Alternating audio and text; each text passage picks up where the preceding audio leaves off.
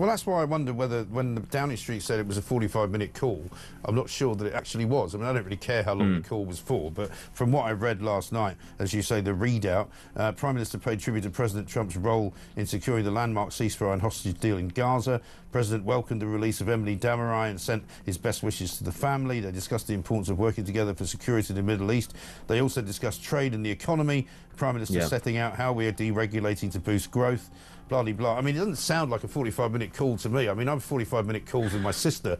We get into a lot more than that. I'll tell you what, you know, we've even covered the Oscars. Like it or not, Donald Trump never holds back.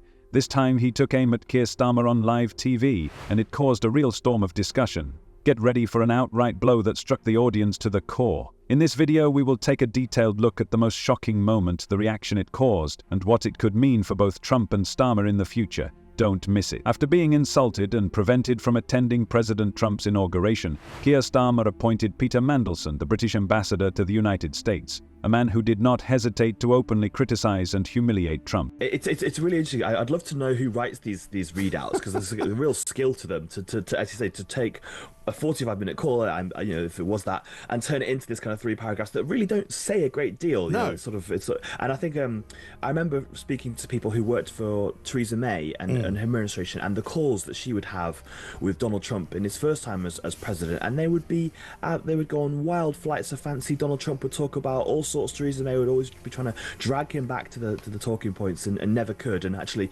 the truth of those calls was often much more interesting and much wilder than those very banal readouts. So I think we'll probably get some more reporting. I imagine there'll be a bit more reporting on this call today, and we'll find out actually what made up those full 45. Former Interior Minister Suella Braverman could not contain her rage and sharply criticized the Labour leader. She accused Starmer of endangering Britain's relations with the United States, especially with the coming to power of President Donald Trump. Braverman called Starmer's actions stupid, recalling his past contempt for Trump and the fact that he, like many cabinet members, had previously voted against Trump's state visit. She also mentioned the harsh public criticism from figures such as David Lammy, who was not shy about making personal attacks on the former US president. Braverman expressed deep disappointment that the leadership of the Labour Party is now trying to change course and win Trump's favour. On behalf of His Majesty's Government and the United Kingdom, I would like to send my warmest congratulations to President Trump on his inauguration as the 47th President of the United States. For centuries, the relationship between our two nations has been one of collaboration, cooperation, and enduring partnership. It is a uniquely close bond.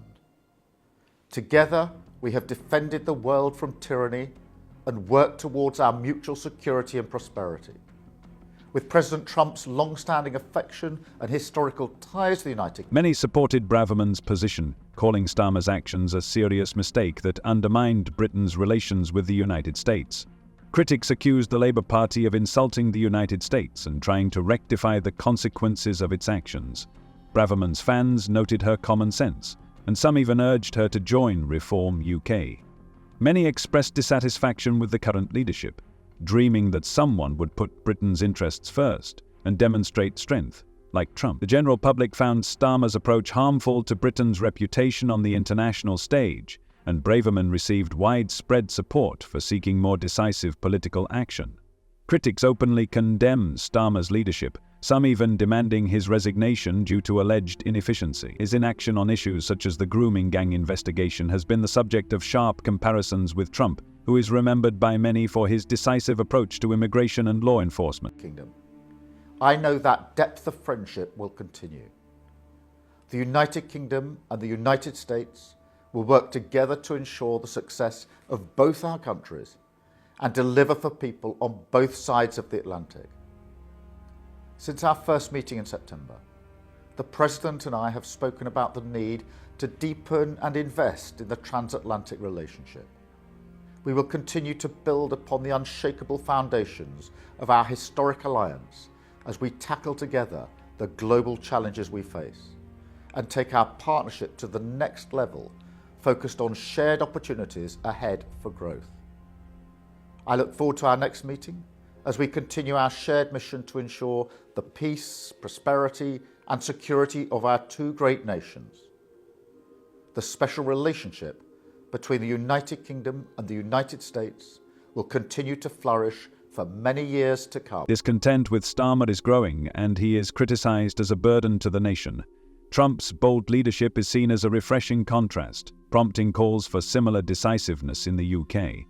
The inauguration of Donald Trump highlighted the growing dissatisfaction with the current UK leadership and the desire for more active action. Keir Starmer really hoped that the new year would bring some joy and an opportunity to reboot the government, but he faces not only internal challenges but also external factors. This is the main news this morning. He is going to make an important statement about the National Health Service, the change of course, and his priorities. However, he has much more serious problems, as he is being attacked by both Donald Trump and Elon Musk. Trump claims that raising the tax on windfall profits from oil and gas production in the North Sea is a huge mistake, effectively calling Starmer an idiot for needing to focus on hydraulic fracturing and providing cheap energy in the country. Elon Musk also intervenes in this discussion. The situation is becoming increasingly tense, and it seems that Starmer's every move is being criticized. But it's worth remembering that he's a lawyer, and lawyers are used to attack. Listen, my advice to Keir Starmer is to stop being an idiot, because, listen, Keir Starmer and half of the cabinet voted against President Trump's state visit last time round.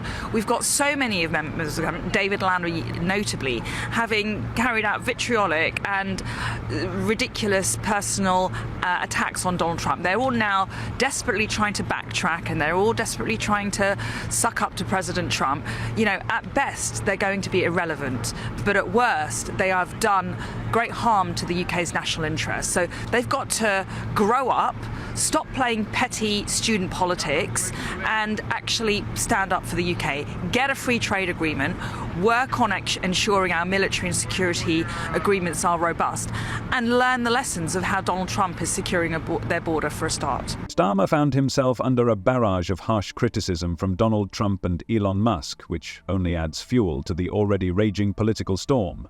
Trump left no stone unturned, condemning Starmer's energy policy, calling the increase in taxes on windfall profits from oil and gas production in the North Sea a catastrophic mistake. He called on the UK to introduce hydraulic fracturing and reduce energy costs, as if this were the only way to salvation. But Musk also did not stand aside, targeting Starmer and emphasizing his inability to cope with the problem of groomer gangs, which caused a storm of anger among the British public. This criticism has resonated with many who believe that Starmer's policies, including his pursuit of zero interest rates and higher taxes on energy resources, only exacerbate the country's economic difficulty. As leader of His Majesty's opposition, I will be taking a different approach to the last opposition by being a constructive opposition. And so I would like to start by congratulating President-elect Trump on his impressive victory this morning. The Prime Minister and the Foreign Secretary met him in September.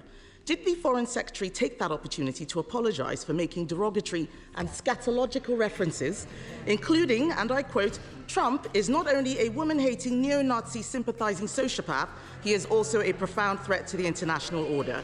And if he did not apologise, will the Prime Minister do so now on his behalf? The Foreign Secretary and I did meet President-elect Trump just a few weeks ago for dinner for about a couple of hours, and we discussed a number of issues of global significance. It was a very constructive exercise.